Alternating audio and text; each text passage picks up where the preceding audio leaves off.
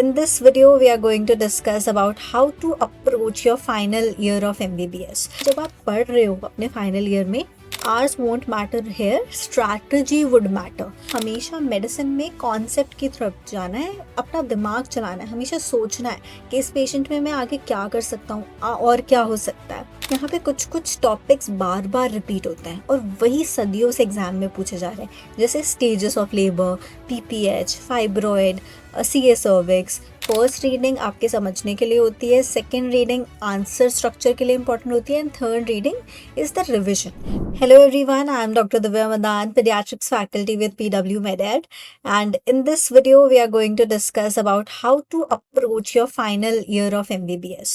So I know final year के subjects जितने भी हैं, your medicine, surgery, obs gynae, pediatrics, all of them बहुत heavy लगते हैं, right? ये सारे सब्जेक्ट्स बहुत हैवी लगते हैं, ऑनेस्टली लगने भी चाहिए. This is your final year of MBBS और ये सारे सब्जेक्ट्स क्लिनिकल हैं. Plus apart from being clinical, जहाँ आपको पैटर्न पकड़ना है, they are also very memory intensive. You have to learn protocols, you have to learn definitions. So most of the students what they do, या तो सब कुछ पढ़ते हैं, सब कुछ पढ़ना शुरू कर देते हैं, and then the ultimate result is burn out. Second set of students क्या करते हैं, एक सब्जेक्ट पकड़ लेते हैं और उसी को पढ़ते रहते हैं. तो उससे क्या होता है, बाकी सब्जेक्ट लैग कर लेते हैं, बाकी सब कुछ पाइल अप होता रहता है. तो एंड दोनों सिचुएशंस में क्या होगा, there will be confusion, because अगर आप सारी चीज़ें ही पढ़ोगे और बर्न आउट कर दोगे, यू विल कंफ्यूज थिंग्स. और या फिर एक ही पढ़ोगे और पाइल अप करोगे, एंड में कंफ्यूजन होने लगेगा कि अब बाकी सब्जेक्ट्स को कैसे डील करें. तो एंड में most of the students they give up and या तो पार्टी करने लग जाएंगे, या तो कुंजियाँ उठाने लग जाएंगे, और बहुत ही इनफेक्टिव तरीके से एग्जाम के लिए पढ़ते हैं, और फिर वो बाद में भूल भी जाते हैं और नीट PG में काम भी नहीं आएगा. तो यहाँ एक बात क्लियर होनी चाहिए कि जब आप पढ़ रहे हो अपने फाइनल ईयर में, hours don't matter. Hours won't matter here, strategy would matter. So strategy matter करती है, and let's understand from my perspective how you can deal with your final year subject. So if you are a final year MBBS student, this is going to be your big clarity moment. देखो 4 subjects हैं major. We have medicine, we have surgery, we have OBG, and we have pediatrics. Right? ये चारों subject ही mug up subject नहीं है. These are not mug up subjects. इन सब में ही you will notice, अगर आप अच्छे से पढ़ोगे, कि there is a pattern. they all have some pattern, so they are pattern based and concept driven. If you understand the concept, you will never forget that disease or that management per se, right? So they are very pattern based and concept driven, and the concept repeats again and again. आप same disease देखोगे, clinics अगर आप attend कर रहे हो तो clinics में वही सेम चीज़ थ्योरी एग्जाम में पूछेंगे, वही सेम चीज़ आपके वाइवा में पूछेंगे, वही सेम चीज़ अगर आप आगे जाके नीट PG दे रहे हैं, INICT दे रहे हैं, FMG दे रहे हैं, उन सब में रिपीट होगी. सो अगर आप चैप्टर्स के पीछे भागोगे तो आपको लोड डबल लगेगा, लेकिन अगर आप सिस्टम वाइज अप्रोच करोगे और सिस्टम वाइज पैटर्न्स को पकड़ोगे, तो वही हाफ लोड आपका खत्म हो जाता है. तो एक सिंपल लाइन याद रखना है यहाँ पे कि चैप्टर्स नहीं, आपको सिस्टम पढ़ने हैं, राइट? सो इसमें सबसे इम्पोर्टेंट बच्चे पूछते हैं कि मैम मेडिसिन कैसे पढ़ें. तो मेडिसिन डेफिनेटली आपकी मेडिसिन की फैकल्टी बेटर बता पाएगी, but from a students perspective मुझे जहाँ तक लगता है, मेडिसिन में सबसे कॉमन मिस्टेक ये होती है कि बच्चे डिसीज लिस्ट रटते हैं. दे गो बाय डिसीज, बट मेडिसिन का क्या फोकस होना चाहिए, अगेन सिस्टमैटिक अप्रोच होना चाहिए. So you have to focus on system wise. Syndromes पकड़ो कि क्या सिंड्रोम्स बन रहे हैं, और patient approach because at the end of the day we have to see patient. तो अगर आप जितने पेशेंट्स जाके देख रहे हो और उस अप्रोच से पढ़ रहे हो, वो चीज़ आपको ज़्यादा अच्छे से ध्यान रहेगी. जैसे अगर आपने कोई डेंगी का पेशेंट देखा है, तो डेंगी का क्लिनिकल कोर्स क्या रहा है वो आप 1-2 दिन में देख सकते हो उस पेशेंट पे, और जब आप थ्योरी पढ़ने बैठोगे, you will recollect all of these things. So एक पैटर्न पकड़ोगे, एंड दैट पेशेंट अप्रोच से आपको डिसीज लर्न होगा, राइट? सो रटना नहीं है उस डिसीज लिस्ट को, you have to go very systematically in a syndromic approach. So एक टॉपिक को एक फ्लो में पढ़ना है. फ्लो क्या है, सबसे पहले सिस्टम वाइज. फॉर एग्जाम्पल मैं रेसिपी पढ़ रही हूँ, उसमें फिर सिम्टम्स क्या क्या प्रेजेंट कर सकता है पेशेंट, फॉर एग्जाम्पल कॉफ या haemoptysis, all of these symptoms. How will go you go through investigating that patient and finally management. तो ये फ्लो हर चीज में याद रहेगा. Go through the system, what are the symptoms that particular system will present with, investigations and management. और जो आप words में देख रहे हो उसको ही थ्योरी और कॉमन एग्जाम क्वेश्चन से आपको लिंक करना है. मेडिसिन तब भी ईजी लगेगी जब आप सोचना शुरू करते हो कि इस पेशेंट में मैं क्या सोचूंगा. अगर आप रटने लग जाओगे तो it will be very intensive, very memory intensive. So हमेशा मेडिसिन में कॉन्सेप्ट की तरफ जाना है, अपना दिमाग चलाना है, हमेशा सोचना है कि इस पेशेंट में मैं आगे क्या कर सकता हूँ और क्या हो सकता है. Right, so this is all about medicine. Medicine is all about इस पेशेंट में अब मैं क्या करूंगा, क्या सोचूंगा, कैसे करूंगा, and this is the flow that you should have in your mind. So this was all about medicine. Now let's move to next subject, that is surgery. So surgery is such a subject जिसमें सब कुछ equally important नहीं होता है. जैसे medicine में तो it's whole body, you need to know about each and every system, but surgery is something जिसमें सब कुछ equally important नहीं है. Priority होनी चाहिए. You should learn in such a way कि मेरे long cases कौन से आएंगे,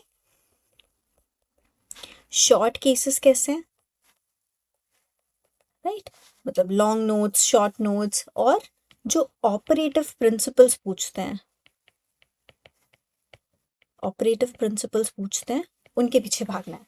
हर जगह यहाँ पर सबसे खुद से दोबारा से पूछना है कि ये इन्वेस्टिगेशन में क्यों कर रहा हूँ, ये स्टेप मैनेजमेंट में क्यों है.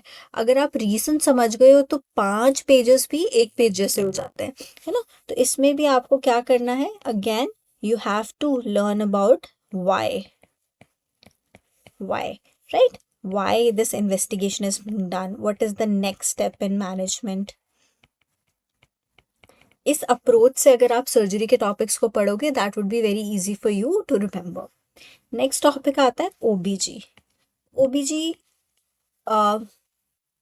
व्हाट आई बिलीव इज, अगर हम ऑप्स की बात करें तो basically these are the protocols पूछते हैं.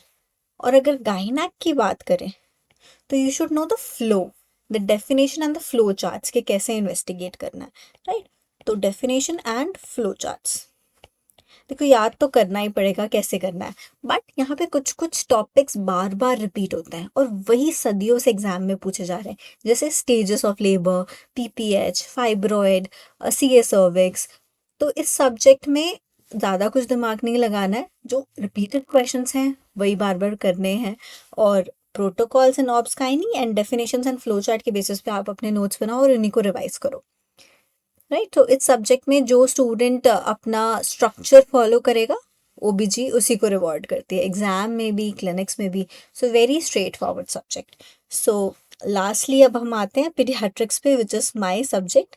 सो वेरी छोटा सा subject but very scoring subject, right. Medicine size, paediatric size में डेफिनेटली छोटा है फॉर एन एमबीबीएस स्टूडेंट, लेकिन स्कोरिंग बहुत है.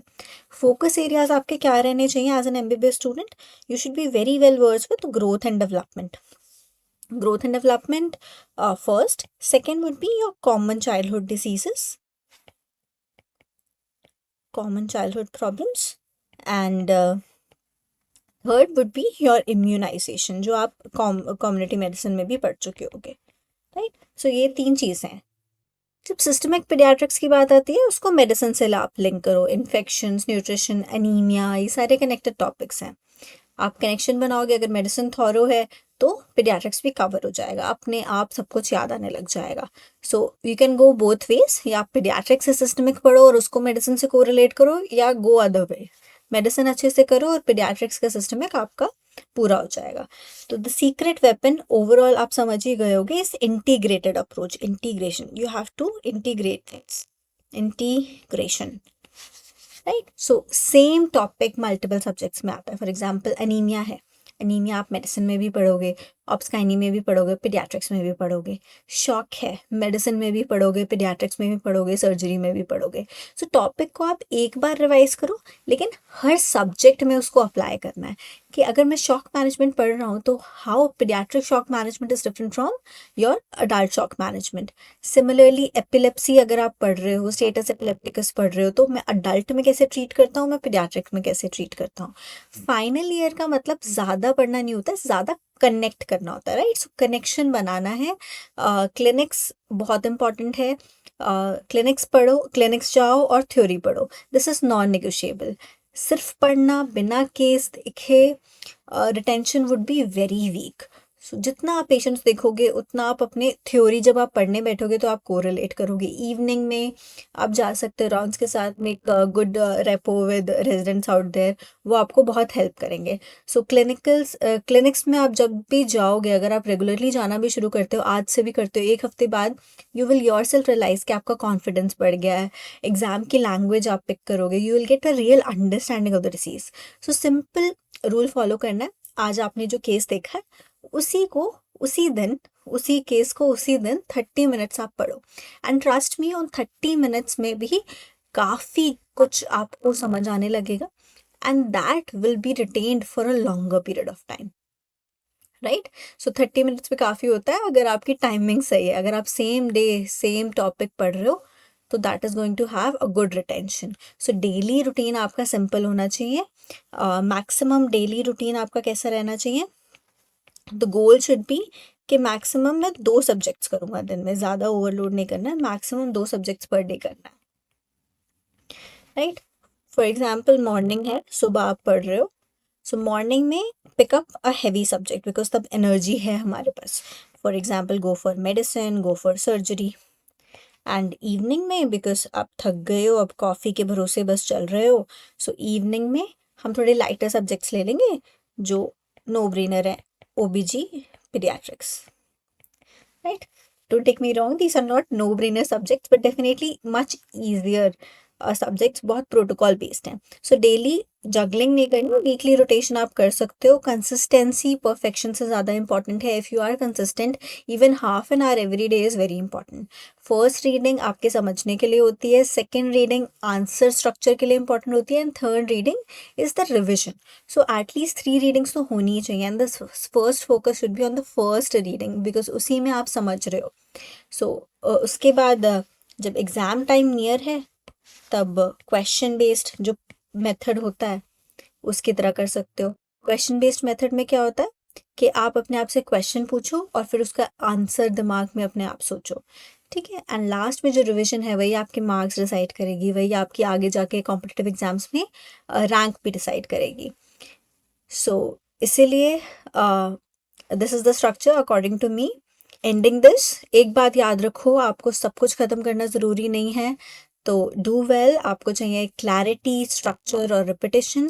Final year I know tough है, लेकिन यही ईयर आपको डॉक्टर फील कराता है because you are reading all the clinical subjects and you are doing better than you think. That's it for today's video. I hope this helps. See you next time.